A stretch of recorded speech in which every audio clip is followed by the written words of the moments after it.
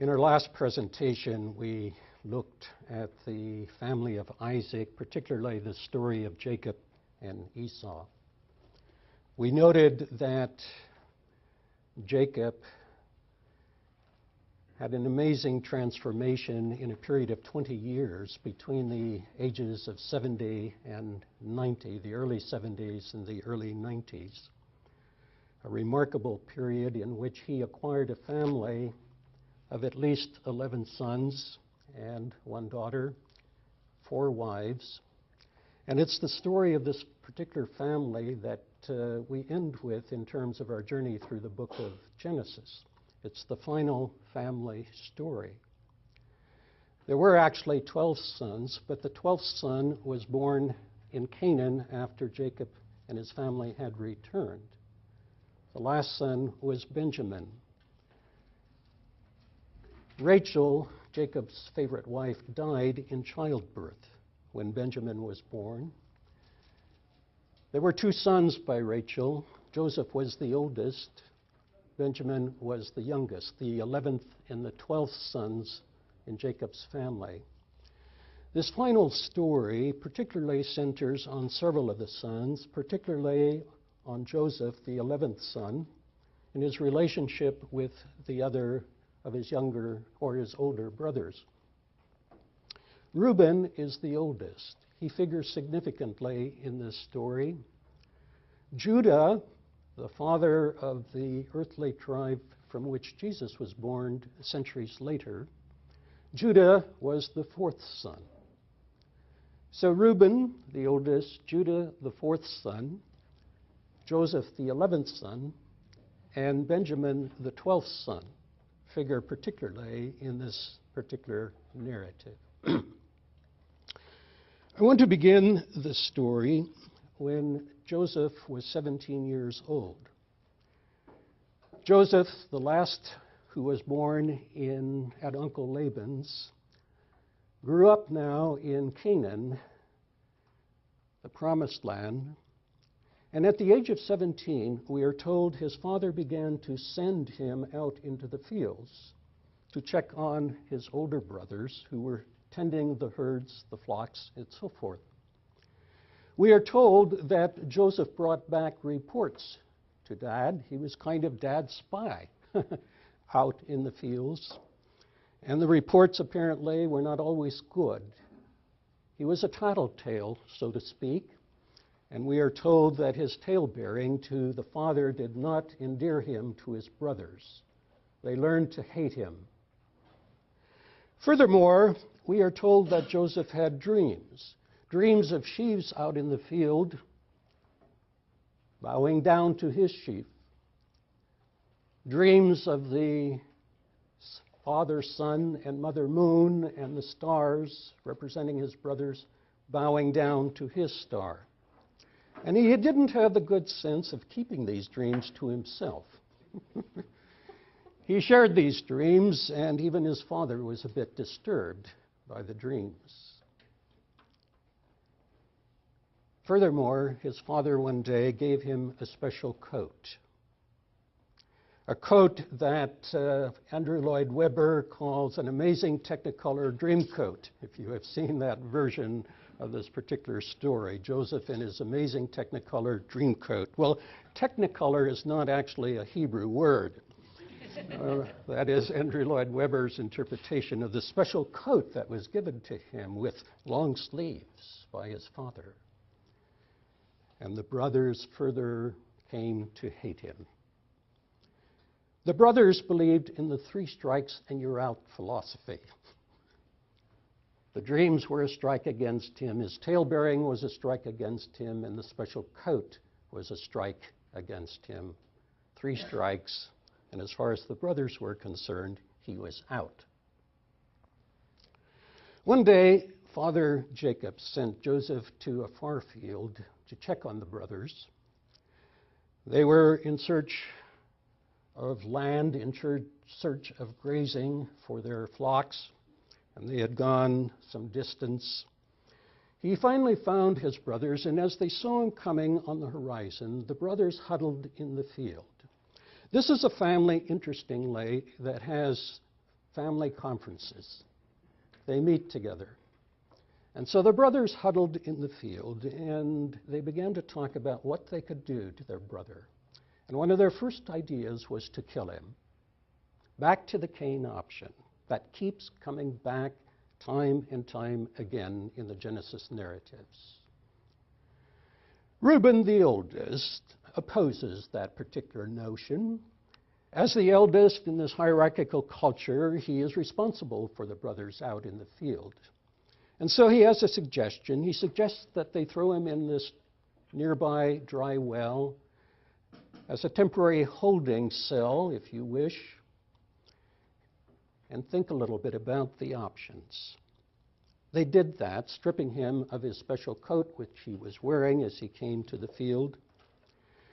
Then Reuben went to a far part of the field to watch the flocks while the rest of the brothers sat down for lunch. As they were eating their lunch, close to a trading path, a caravan trail that led to Egypt, they saw these traders coming along. What good timing. And as they again huddled, it was Judah, the fourth son, who had an idea. He said, "Why don't we sell our brothers?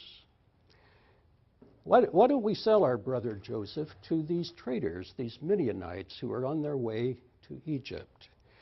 And then he engages in a bit of moral reasoning. He said, we really shouldn't kill him, for after all, he is our flesh and blood. He reasons morally. But, on the other hand, Joseph is an irritating presence among them, and so there is an alternative way of getting rid of him, and that is to expel him from the family, to force him out. Forced separation, if you wish. Judah's idea. Judah, we will discover in this narrative, is a very creative person. He thinks, he's imaginative, he has ideas. Judah, the fourth-born of the 12 sons. They accept his proposal. They pull Joseph out of the well, and they sell him to these Midianite traders who take him on to Egypt to be sold as a slave. The brothers are left with a problem. What will they say to Dad? Well, they take his coat, they slaughter a goat, and they dip the coat in goat's blood. They take that coat home, they present it to Father Jacob, and they let him draw his own conclusion, and his conclusion is that he must have been killed by wild animals. The brothers, after all, report that they found this on the way. And so what we have here is an ancient cover-up, an ancient Watergate, if you wish, or perhaps we should call it a goat gate. In Egypt, Joseph is sold into slavery. He is sold into the house of Potiphar, an official of the leader of Egypt, the Pharaoh. And in Potiphar's house, within time, he turns out to be a very responsible young man. He is in a foreign country. He is an alien. But he is responsible, and within time, Potiphar puts him in charge of his whole house. What we find here in this narrative is that Joseph is given opportunities for leadership training. He becomes a manager. He is mentored, tutored, and rises in the house of Potiphar. But he is also young, and he is handsome, and we have here a version of a modern soap opera, because Potiphar's wife finds him so attractive that she wants to get in bed with him. And Joseph resists her advances, but one day, when she tries again, Joseph simply flees, but she is quick in her grasp, and she manages to get a hold of his robe, and so she has evidence in her own hands of attempted rape, which she charges Joseph with. And Joseph finds himself in prison. In prison, interestingly, again, he turns out to be a very responsible young man, And within time, the prisoner puts him in charge of all of the prisoner. Again, another opportunity for learning how to manage. Now not a house, now he learns to manage a prison. Again, an exercise in leadership development, in leadership training. There are two other fellows in this particular prison. They were servants of Pharaoh himself and had been charged with malfeasance and found themselves in prison. But one night, these two each had dreams.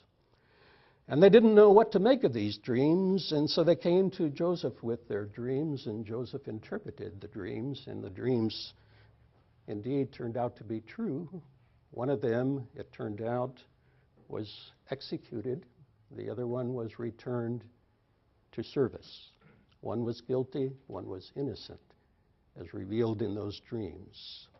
Later, when Pharaoh had some dreams and no one in the land could interpret those dreams, the one who had returned to service remembered that there was this character in prison who had interpreted way back there his dream and suggested to Pharaoh that he might check in with this prisoner and see whether this prisoner might interpret his dreams when no one else in the land had been able to.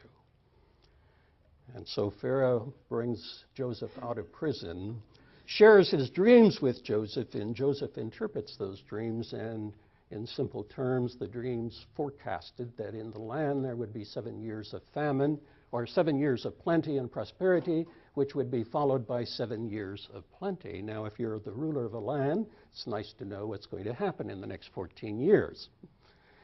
And so Pharaoh impressed with Joseph's interpretation, but not only Joseph's interpretation, because Joseph had learned something about leadership and management.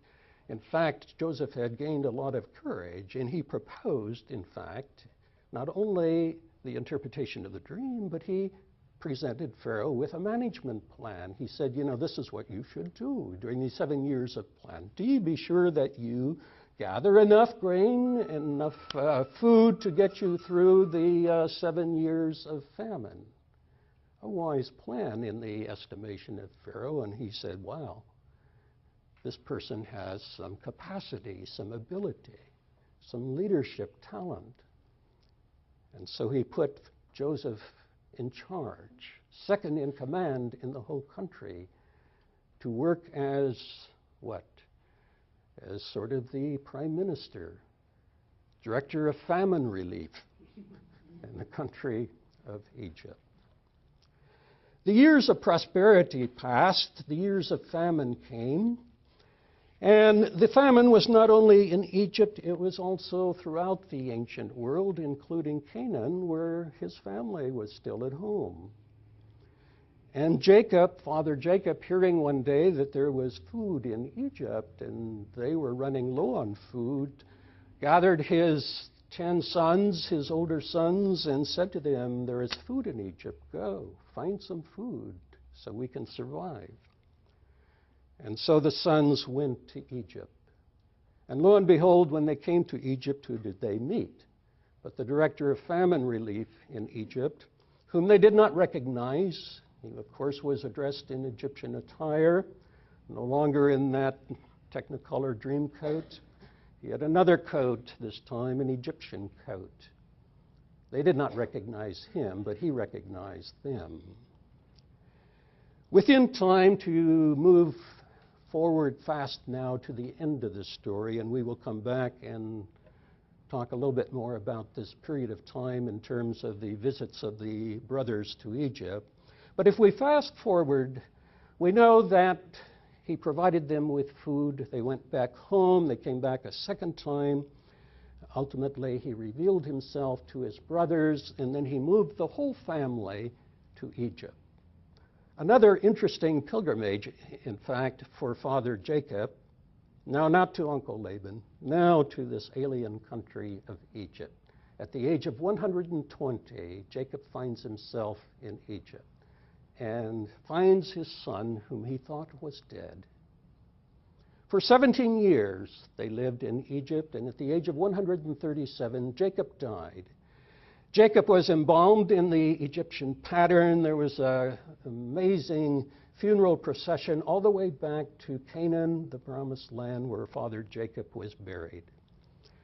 When they came back from burying their father, together with the Egyptians who had accompanied them on this particular journey, the brothers were incredibly worried. With the restraining influence of father now gone, would Joseph finally exercise his authority and exercise revenge for what they had done to him nearly 40 years ago? I turn now to the last chapter of the book of Genesis, and I want to read a little bit of the account there, because it is in the last chapter of Genesis that we have the culmination of the quest of these first families of earth for how to work with conflict. And it is in the last chapter of the book, finally, that we have a model for reconciliation, which is the final option in this series of unfolding options for working with conflict that we find in the book of Genesis from beginning to end. So I want to read a little bit, and then I want to point out the process, the steps involved in reconciliation as we find it modeled in this particular narrative. We are told in the last chapter, and I read now, that when their father was dead, Joseph's brothers were afraid. For they said, "What if Joseph should bear a grudge against us and pay us back for all the harm we did to him?" They therefore sent a messenger to Joseph to say, "In his last words to us before he died, your father gave us this message. Say this to Joseph: I ask you to forgive your brother's crime and wickedness. I know they did you harm. So now we beg you, forgive our crime, for we are servants of your father's God." Joseph was moved to tears by their words. His brothers then approached and bowed to the ground before him. "We are your slaves," they said. But Joseph replied, "Do not be afraid. Am I in the place of God? You meant to do me harm, but God meant to bring good out of it by preserving the lives of many people, as we see today. So don't be afraid. I shall provide for you and your dependents." Thus he comforted them and set their minds at rest. I want to identify 3 steps to the process of reconciliation as I see them in this particular narrative. The first step is recognizing what had happened in the past, acknowledging it, naming it. What we see in this particular narrative is that the brothers came to Joseph and they said, "We have sinned. We have committed a crime," if you choose another translation. "We have done wrong." They name what they have done. That is the first step. Another way of putting that is they spoke truth. What we have here is no excuse.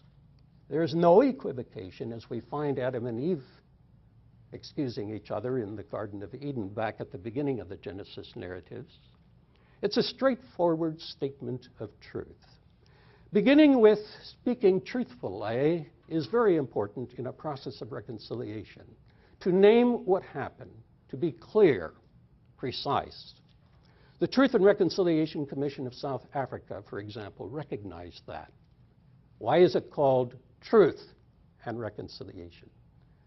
Because the Truth and Reconciliation Commission in South Africa, under the leadership of Bishop Desmond Tutu, recognized that the beginning of reconciliation is not forgetting the past. The beginning of reconciliation is remembering the past, not forgetting the past. Speaking truthfully about the past. And so the folks in South Africa that were a part of the apartheid experience, both victims and offenders were invited to come and speak the truth of what they had done and what they had experienced in the past. Truth speaking is the beginning of reconciliation. And so we have the brothers coming and speaking truthfully, we sinned. We did it. We own it. It happened. We are guilty. The second step in the process has to do with forgiveness. Now, the forgiveness process here is a process. It is complex. I should note, perhaps to begin with, that this is the first time that we have any record in the entire book of Genesis of anyone coming to any other person and asking for forgiveness. This is a dramatic breakthrough. This is new. Forgiveness. That did not happen when Jacob and Esau encountered each other. It happens now. It's a first. It's a breakthrough. It has taken us to the last chapter of Genesis to get to this point of someone asking another for forgiveness. But I want to suggest to you that this is no easy forgiveness. I should also note that the brothers come to Joseph and they say, "Your father said you should forgive us." Now, a common interpretation here is that the brothers were still playing games. If you read commentaries, you will find this interpretation. I beg to differ with that interpretation. I don't think the brothers were playing games, and I'm not convinced that they were putting words into the mouth of Jacob, their father. Let me give you several reasons why I don't think that's the case. First of all, when we engage in cross-cultural communication and when we are outsiders to the cultural setting, we need, first of all, to look at how characters within the culture are responding to communication. And as I look at this particular exchange here, I look at Joseph's response. Joseph, who has been incredibly hard earlier in life on these particular brothers, and Joseph does not question what they are saying. I think Joseph would have questioned what they were saying if he had any suspicion that they were not speaking truthfully. I trust Joseph more than I do an outsider looking from the outside into the culture. He is part of the scene. So we look at the characters within the culture and how they are responding to the communication within the culture. A second reason I don't accept that interpretation is because Joseph has had an opportunity for testing the truth of the brothers.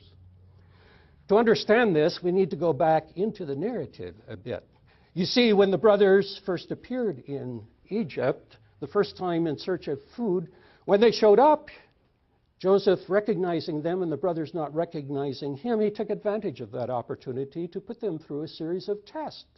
The first thing he said, "Hey, you're from the CIA. You've come to spy out the land.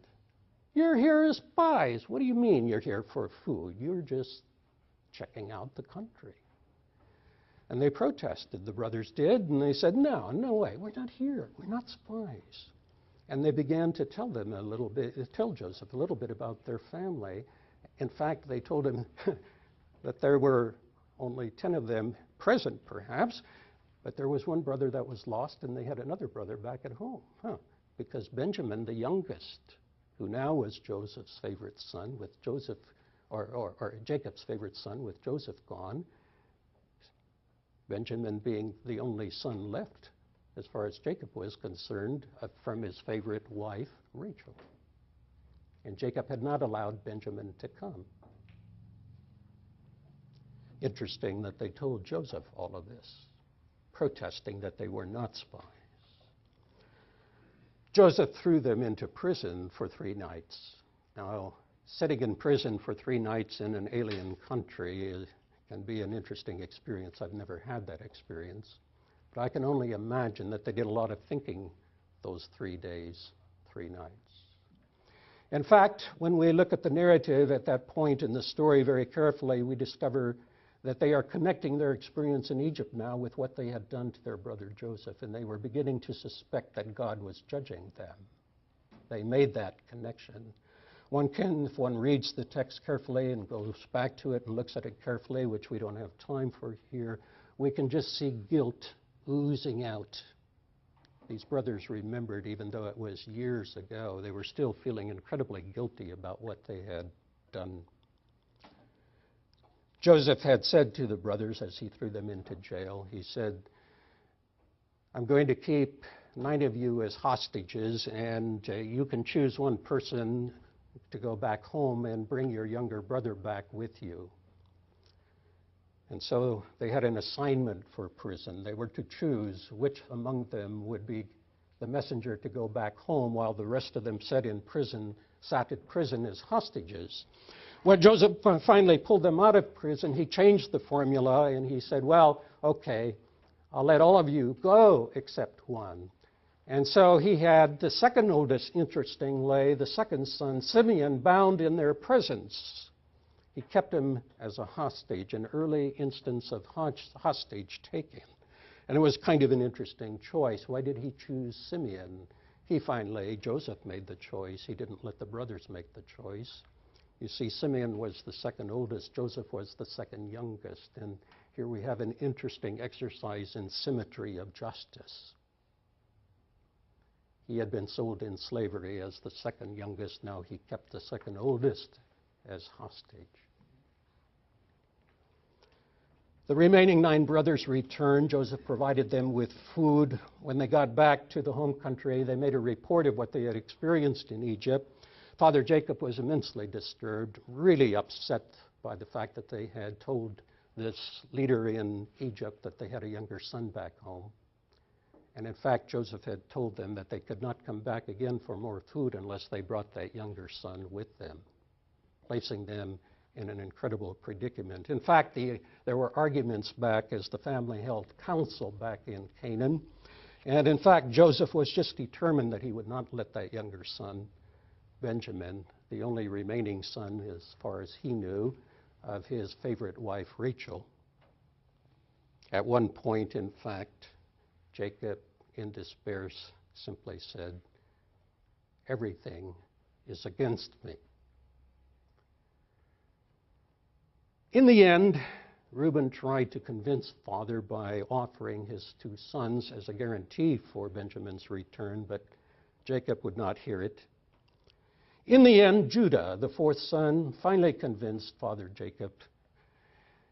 Judah offered himself as a guarantee for Benjamin. He said, I will guarantee his safety personally. And it is at that point, in response to Judah, the 4th son, that Jacob allows the 9 brothers to return, now with Benjamin in tow. When they get back to Egypt, they are again confronted by this leader, this director of famine relief in Egypt. Amazingly, they are invited to lunch in Joseph's very own house. And as Joseph seats them around the table, incredibly, he seats them in the order of their ages, and they cannot understand the amazing capacity of this leader in Egypt. How did he know how old each of them was? After lunch, their bags are filled with grain. They spend the night. The next morning at dawn, they load their donkeys and they set out back to the home country with their grains, Benjamin with them. But Joseph has had his steward place his own silver cup from his table secretly in Benjamin's sack, along with the money that he has returned as the money was returned the first time. Very soon they were pursued by the local police and charged with stealing. They quickly opened their sacks to an investigation, and lo and behold, the silver cup from Joseph's very own table was found in Benjamin's sack. And they knew they were in deep trouble. They quickly went back to the city, threw themselves in front of Joseph. And then Judah, his 4th son, whose star is rising in the last chapters of the book of Genesis, Judah steps forward and presents the case for the brothers. They acknowledge what has happened. Judah recounts the history of the family, one of the most moving speeches that you will find in all of Scripture. And after detailing the story of the family, Judah offers to take the place of his younger brother Benjamin. And it is only at this particular point, when Judah offers his own life as a substitute for Benjamin, in whose sack the silver cup has been found and who is guilty. It is only at this point that Joseph reveals himself to his brothers. We are told he wailed so loudly that the Egyptians outside wondered what in the world was going on. And they cried together, and Joseph looked at his brothers, and he said, I am your brother. The brothers were, of course, dumbfounded, didn't know what to do with that. But we had a coming together at that particular point in time. And Judah, at that particular moment in time, in offering his own life as a substitute for a brother, of course, provided a model for Jesus, who was a descendant of the father of his tribe, Judah, and whom Christians understand as having given his life as a substitute for all of humanity. But it was Judah first who offered to give his life for his brother. Now, if we go to the end of the story again, to the last chapter, when the brothers came to Joseph and said, forgive us, did Joseph have reason to believe them? You see, he had had the opportunity of putting them through these tests. And so, as far as he was concerned, he had evidence that the brothers were not the same as they were nearly 40 years ago when they sold him into slavery. So what we have here, I suggest, is not easy forgiveness. This is tested forgiveness. This is tough forgiveness. It is not a glib, I forgive you. But you know what? I think the last chapter is about not the brothers. I think the last chapter is very much, in this case, about Joseph himself. You see, until Father Jacob had died, the brothers had never had a chance to really test Joseph.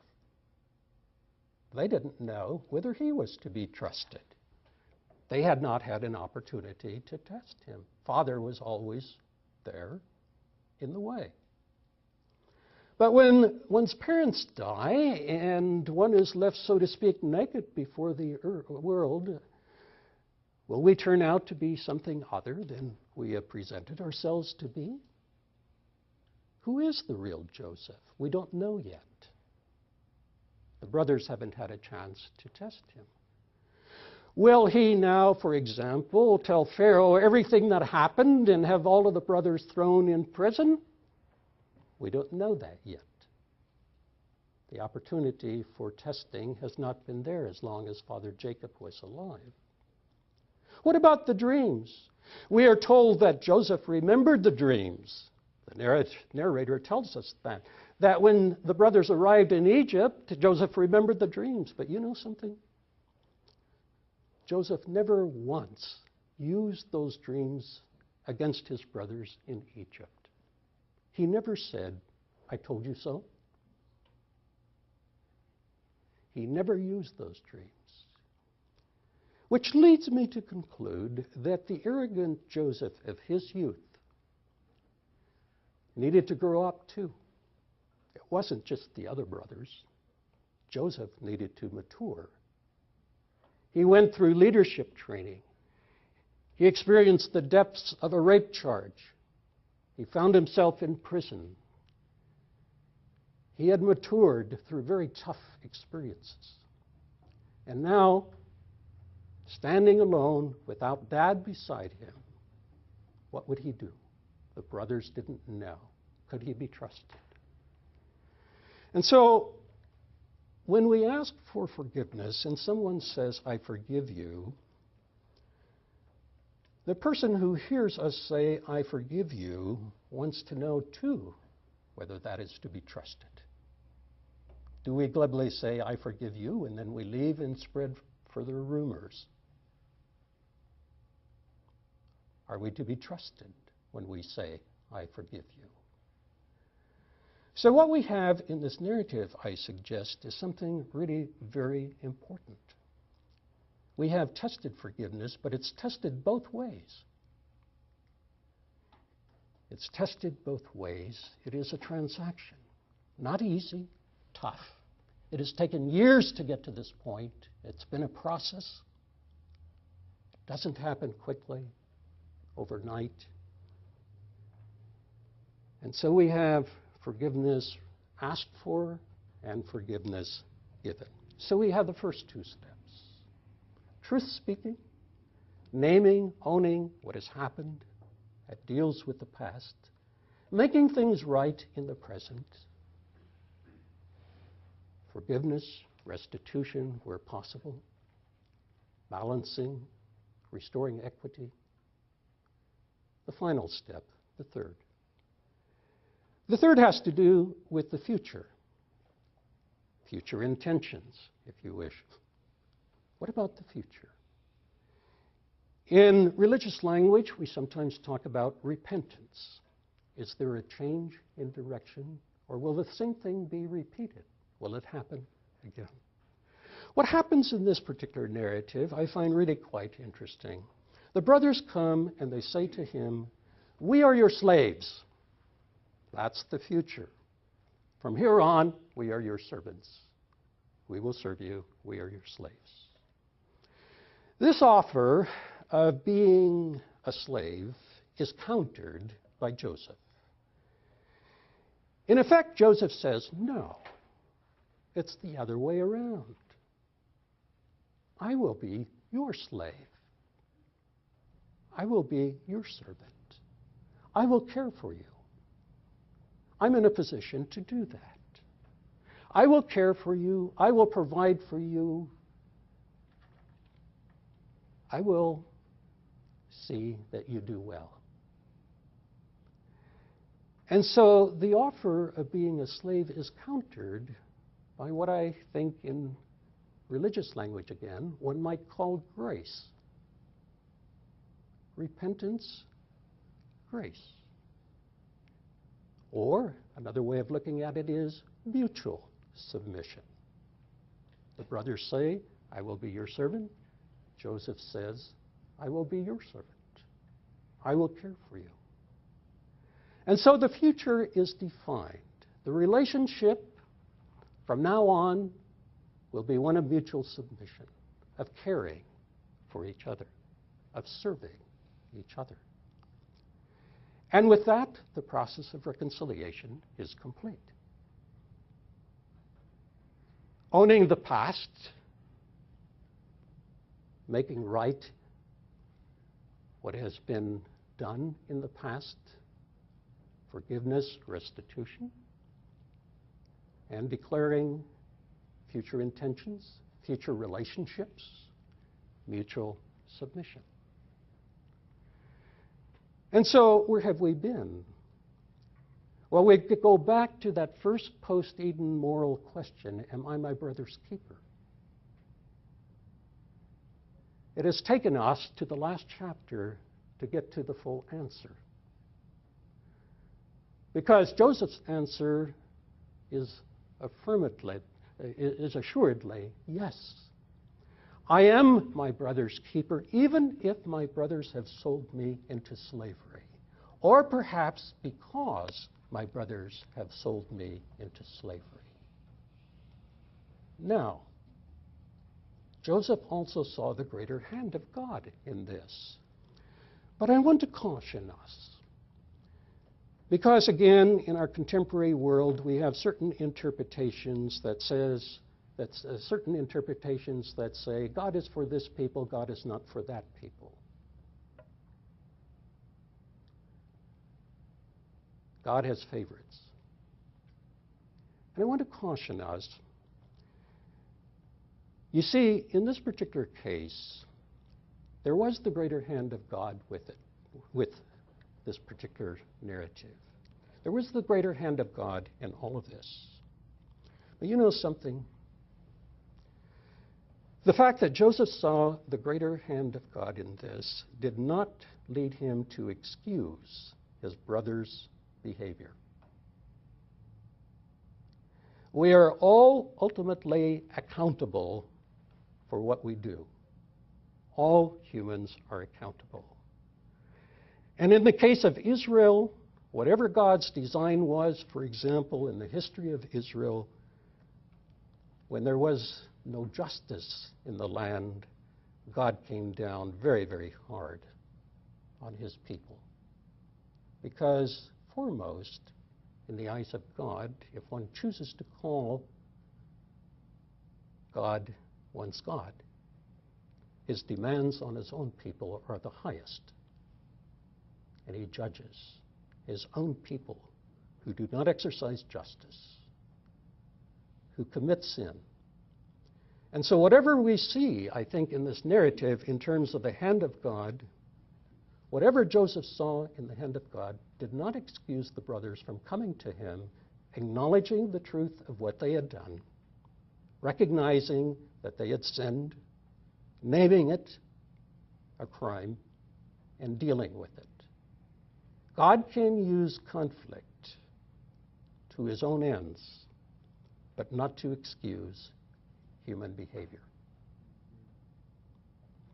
And so the story ends on two levels. You see, it ends on a very human level in which we are all accountable for what we do. But sometimes in conflict, at least within time, not always immediately evident, conflict can also be used by God for his greater purposes. So the story ends on two levels, a human level and a divine level. So the book ends. After this particular narrative, the book quickly draws to a conclusion. After all, what else is there to say? We have moved now from murder as an option for dealing with conflict. We have moved through separation, through conciliation, to the ultimate option that is available for us, and that is reconciliation. So by the time we get to the end of this book, the biblical paradigm toward which, as humans, we are called to move, to work toward, has been established.